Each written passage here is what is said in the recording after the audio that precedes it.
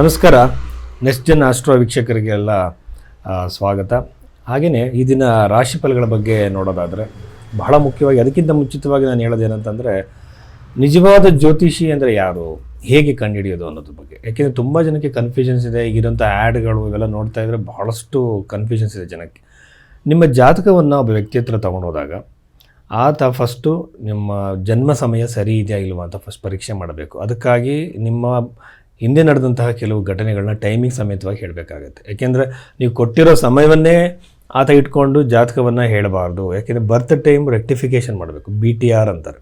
ಇದ್ರ ಪ್ರಕಾರ ಜನ್ಮ ಸಮಯವನ್ನು ಲಗ್ನವನ್ನು ಕಂಡಿಡಿದ ನಂತರ ನಿಮ್ಮ ಭವಿಷ್ಯವನ್ನು ಹೇಳೋಕ್ಕೆ ಸ್ಟಾರ್ಟ್ ಮಾಡಿದ್ಮೇಲೆ ಅನಂತರದಲ್ಲಿ ದಶೆಗಳನ್ನು 2-3 ದಶೆಗಳನ್ನು ಅಪ್ಲೈ ಮಾಡಿ ಅದರ ನಂತರದಲ್ಲಿ ಪ್ರಶ್ನೆಶಾಸ್ತ್ರ ಆಗಿರ್ಬೋದು, ದಶೆಗಳಾಗಿರ್ಬೋದು, ಮತ್ತು ಚರದಶೆ, ಆಮೇಲೆ ಮಾಂಡುಕ ದಶೆ, ಆಮೇಲೆ ಯೋಗಿನಿ ದಶೆಗಳಂತೆಲ್ಲ ಇದೆ. ಕೇವಲ ವಿಂಶೋತ್ತರ ದಶೆ ಮಾತ್ರ ಅಲ್ಲ, ಬಹಳಷ್ಟು ದಶೆಗಳಿದೆ, 40ಕ್ಕೂ ಮೇಲ್ಪಟ್ಟಿದೆ. ಎಲ್ಲದನ್ನು ಅಪ್ಲೈ ಮಾಡಿ ಪ್ರೆಡಿಕ್ಷನ್ ಕೊಡುವಾಗ ಇದನ್ನೆಲ್ಲ ಕೂಡ ಪರಿಗಣಿಸಬೇಕಾಗತ್ತೆ. ಇದ್ರ ಜೊತೆಯಲ್ಲಿ ಅಸ್ತರ ಸಾಮುದ್ರಿಕೆಯೂ ಕೂಡ ಅದಕ್ಕೆ ಅನ್ವಯ ಮಾಡಿದ್ರೆ ಒಳ್ಳೆಯದು. ಈ ರೀತಿಯಲ್ಲೆಲ್ಲ ನೋಡಿ ಭವಿಷ್ಯವನ್ನು ಹೇಳಬೇಕಾಗತ್ತೆ.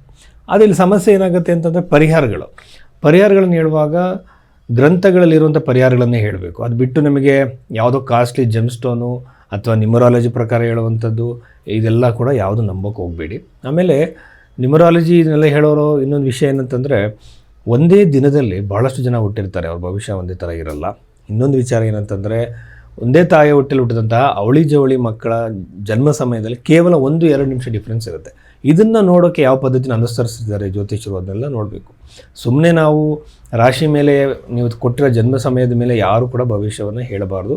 ಒಳ್ಳೆಯ ಜ್ಯೋತಿಷಿ ಅದನ್ನ ಯಾವುದು ಕೂಡ ಮಾಡಲ್ಲ. ಸೊ ಈ ಬಗೆಯಲ್ಲಿ ಜಾತಕವನ್ನು ನೋಡುವಂಥವ್ರ ಹತ್ರ ನಿಮ್ಮ ಜಾತಕಗಳನ್ನು ತೋರಿಸಿ ಯಾವುದೇ ಕಾರಣಕ್ಕೂ ಕೂಡ ಕನ್ಫ್ಯೂಷನ್ನ ಇಟ್ಕೋಬೇಡಿ. ಸೊ ಇಷ್ಟು ವಿಚಾರಗಳಿದೆ. ಆದರೆ ಈ ದಿನ ರಾಶಿ ಫಲಗಳ ಬಗ್ಗೆ ನಾವು ಮಾತಾಡೋದಾದರೆ ರಾಶಿ ಫಲಗಳಲ್ಲಿ ಮುಖ್ಯವಾಗಿ ಮಂತ್ರೇಶ್ವರ ರಚಿತವಾಗಿರುವಂತಹ ಫಲದೀಪಕ ಗ್ರಂಥದ ಆಧಾರವಾಗಿ ಅದರಲ್ಲಿ ರಾಶಿ ಫಲದ ಬಗ್ಗೆ ಏನು ನಿರ್ಣಯ ನೀಡಿದ್ದಾರೆ ಆ ಒಂದು ಪ್ರಿನ್ಸಿಪಲ್ಸ್ಗಳನ್ನ ಅಪ್ಲೈ ಮಾಡಿ ರಾಶಿ ಫಲವನ್ನು ನಾವು ಹೇಳ್ತಾ ಇದ್ದೀವಿ. ಇದನ್ನು ಮೀನರಾಶಿಯಲ್ಲಿ ಜನಿಸಿದಂಥವ್ರಿಗೆ ಈ ನವೆಂಬರ್ ತಿಂಗಳಿನಲ್ಲಿ ಏನು ಘಟನೆಗಳು ನಡೀಬೋದು ಅನ್ನೋ ಹೇಳೋದಾದರೆ ಬಹಳ ಮುಖ್ಯವಾಗಿ ನಾನಿಲ್ಲಿ ಅಪ್ಲೈ ಮಾಡ್ತಿರುವಂಥದ್ದು ಮಂತ್ರೇಶ್ವರ ವಿರಚಿತ ಫಲದೀಪಿಕ ಗ್ರಂಥದಲ್ಲಿ ಗೋಚಾರ ಫಲಾಧ್ಯಾಯ ಇದರಲ್ಲಿ ಇರುವಂಥ ಪ್ರಿನ್ಸಿಪಲ್ಸ್ ನಾನು ಅಪ್ಲೈ ಮಾಡ್ತೀನಿ. ಯಾಕೆಂದರೆ ಇದು ಬಹಳ ಎಫೆಕ್ಟಿವ್ ಮತ್ತು ನಾನು ಎಲ್ಲ ಕಡೆ ನೋಡಿದಾಗೆ ಜಾತಕಗಳಿಗೆ ಅಪ್ಲೈ ಮಾಡಿದಾಗ ಬಹಳ ಎಫೆಕ್ಟಿವ್ ರಿಸಲ್ಟ್ ಬಂದಿದೆ.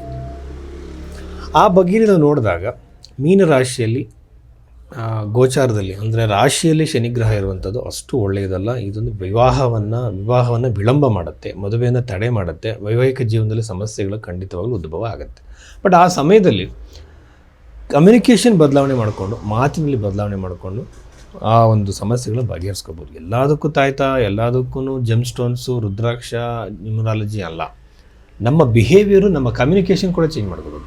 ಮನುಷ್ಯನ ಬ್ರೈನು ಬದಲಾವಣೆ ಮಾಡ್ಕೊಳ್ಳೋದಕ್ಕೆ ಯಾವಾಗಲೂ ಕೂಡ ಓಪನ್ ಅಪ್ ಆಗಿರುವಂಥ ಸಾಧ್ಯತೆಗಳಿದೆ. ನಮ್ಮ ಪ್ರಕಾರ ಬ್ರೈನಲ್ಲೇ ಬದಲಾವಣೆಗಳಾಗುತ್ತೆ. ನಾವೇನಾದರೂ ನಮ್ಮ ಎಫರ್ಟ್ ಹಾಕಿ ಕೆಲವು ಬಿಹೇವಿಯರ್ನ ಚೇಂಜಸ್ ತರಬೇಕು ಅಂದ್ಕೊಂಡೆ ಸಾಧ್ಯ ಇದೆ. ಅದನ್ನು ತಿಳ್ಕೋಬೇಕು. ಇದರಿಂದ ಕಮ್ಯುನಿಕೇಷನ್ ಚೇಂಜ್ ಮಾಡಿಕೊಂಡ್ರೆ ಮ್ಯಾರಿಟಲ್ ಲೈಫ್ ಚೆನ್ನಾಗಿರುತ್ತೆ, ರಿಲೇಷನ್ಶಿಪ್ ಚೆನ್ನಾಗಿರುತ್ತೆ. ಅದಾದ ನಂತರ ಪಂಚಮದಲ್ಲಿ ಗುರುಗ್ರಹ ಇರೋದ್ರಿಂದ ಸಂತಾನದ ಯೋಗ ಈ ರಾಶಿಯವರಿಗೆ ಹೆಚ್ಚಾಗಿ ಇರುತ್ತೆ. ಆಮೇಲೆ 12ನೇ ಮನೆ ರಾಹು ಇರೋದು ಬಹಳ ಉತ್ತಮ. ಅಂದರೆ ಈ ಒಂದು ಗ್ರಂಥದ ಪ್ರಕಾರವಾಗಿ ಇದರಿಂದ ಏನಾಗ್ಬೋದು, ನಿಮಗೆ ಒಂದು ಹಣ ಬರೋ ಸಾಧ್ಯತೆ, ಆಮೇಲೆ ಒಂದು ವಿದೇಶಕ್ಕೆ ಸಂಬಂಧಪಟ್ಟಂತೆ ನೀವು ಜಾಬಿಗೆ ಟ್ರೈ ಮಾಡ್ತಿದ್ರೆ, ಫಾರಿನ್ ಜಾಬಿಗೆ ಟ್ರೈ ಮಾಡ್ತಿದ್ರೆ ಅಲ್ಲಿ ಕೂಡ ಅನುಕೂಲ ಆಗುತ್ತೆ.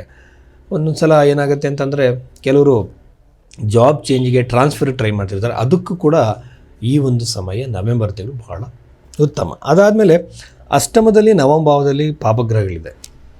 ಇದು ಬಂದು ನಿಮಗೆ ಏನು ಮಾಡುತ್ತೆ, ಆಲ್ರೆಡಿ ನಾನು ಹೇಳ್ದಂಗೆ ವೈವಾಹಿಕ ಜೀವನದಲ್ಲಿ ಕಿರಿಕಿರಿಗೆ ಸೂರ್ಯನ ಕೂಡ ಕಾರಣನಾಗ್ತಾನೆ. ಆ ರೀತಿಯಲ್ಲಿ ನಾವು ನೋಡೋದಾದರೆ ಆಮೇಲೆ ಹೊಸ ಬಿಸ್ನೆಸ್ಗಳಿಗೆ ಟ್ರೈ ಮಾಡ್ತಾಯಿದ್ರೆ ಇದು ಉತ್ತಮವಾಗಿರೋಂಥ ಸಮಯ. ನೀವು ಬಿಸ್ನೆಸ್ ಸ್ಕೇಲ್ ಅಪ್ ಮಾಡೋದಕ್ಕೂ ಅಥವಾ ಹೊಸದಾಗಿ ಆ್ಯಡ್ ಮಾಡ್ಕೊಳ್ಳೋದಕ್ಕೂ ಅಥವಾ ಹೊಸ ಬ್ರ್ಯಾಂಚ್ಗಳನ್ನ ನೀವು ಮಾಡೋ ಪ್ಲ್ಯಾನಲ್ಲಿದ್ದರೆ ಇದು ಉತ್ತಮ. ಹೊಸದಾಗಿ ಬಿಸ್ನೆಸ್ ಪ್ರಾರಂಭ ಮಾಡೋರಿಗೂ ಇದು ಉತ್ತಮವಾಗಿರುತ್ತೆ. ಆಮೇಲೆ ವಿದ್ಯಾರ್ಥಿಗಳಿಗೆ ಗೌರ್ಮೆಂಟ್ ಜಾಬಿಗೆ ಟ್ರೈ ಮಾಡೋರಿಗೆ ಇದು ಉತ್ತಮವಾಗಿರುತ್ತೆ. ಭೂಮಿ ಖರೀದಿ, ಆಸ್ತಿ ಖರೀದಿ, ಪ್ರಾಪರ್ಟಿ ಖರೀದಿ ಮಾಡೋಂಥವ್ರು ಕೂಡ ಬಹಳ ಶುಭವಾಗಿರುತ್ತೆ. ಅದಕ್ಕೆ ಸಂಬಂಧಪಟ್ಟಂಥ ಏನೋ ತೊಡಕುಗಳಿದ್ದು ಕಿರಿಕಿಗಳಿದ್ದು ಅವು ಸರಿಯಾಗುತ್ತೆ. ಹಣ ಸಿಗಾಕೊಂಡಿದ್ರೆ ಅದು ವಾಪಸ್ ಬರೋ ಸಾಧ್ಯತೆ ಇರುತ್ತೆ ಅವರಿಗೆ, ಈ ರಾಶಿಯವರಿಗೆ. ಅದಾದಮೇಲೆ ಇನ್ನು ಬಹಳ ಮುಖ್ಯವಾಗಿ ನಾನು ಹೇಳೋದಾದರೆ ದಶಮ ಭಾವಾಧಿಪತಿ ಬಂದು ಪಂಚಮದಲ್ಲಿರೋದು ಬಹಳ ಒಳ್ಳೆಯದು. ವರ್ಕಿಂಗ್ ಎನ್ವಿರಾನ್ಮೆಂಟಲ್ಲಿ ಏನೇ ಕಿರಿಕಿರಿಗಳಿದ್ರೂ ಸರಿಯಾಗುತ್ತೆ. ನವೆಂಬರ್ ತಿಂಗಳಲ್ಲಿ. ಈಗ ಕೆಲವರು ವರ್ಕಿಂಗ್ ಎನ್ವಿರಾನ್ಮೆಂಟಲ್ಲಿ ಏನೇನೋ ಕಿರಿಕಿರಿ ಪ್ರಾಬ್ಲಮ್ಸು ಜಗಳಗಳಿರುತ್ತಲ್ವ, ಇದೆಲ್ಲ ಸರಿಯಾಗೋ ಸಾಧ್ಯತೆಗಳಿರುತ್ತೆ. ಆಮೇಲೆ ಇನ್ನೂ ಬಹಳ ಮುಖ್ಯವಾಗಿ ಗಮನ ಕೊಡಬೇಕಾಗಿರೋದು, ಈ ರಾಶಿಯಲ್ಲಿ ಹುಟ್ಟಿದ್ರೆ ಸ್ವಲ್ಪ ವೆಯ್ಟ್ ಗೇನ್ ಜಾಸ್ತಿ ಆಗುತ್ತೆ ಅವರಿಗೆ. ಸೊ ಫಿಸಿಕಲ್ ಆ್ಯಕ್ಟಿವಿಟೀಸ್ ಮಾಡೋದು, ಪ್ರಾಣಾಯಾಮ ಮಾಡೋದು, ಇದು ಕೂಡ ಭಾಳ ಇಂಪಾರ್ಟೆಂಟ್ ರೆಮಿಡಿ. ನಮ್ಮಲ್ಲಿ ನಾವು ಪ್ರಾಣಾಯಾಮನ ಬಿಡ್ತಿರ್ತೀವಿ, ಪ್ರಾಣಾಯಾಮನ ಪ್ರಾಕ್ಟೀಸ್ ಮಾಡಲೇಬೇಕು.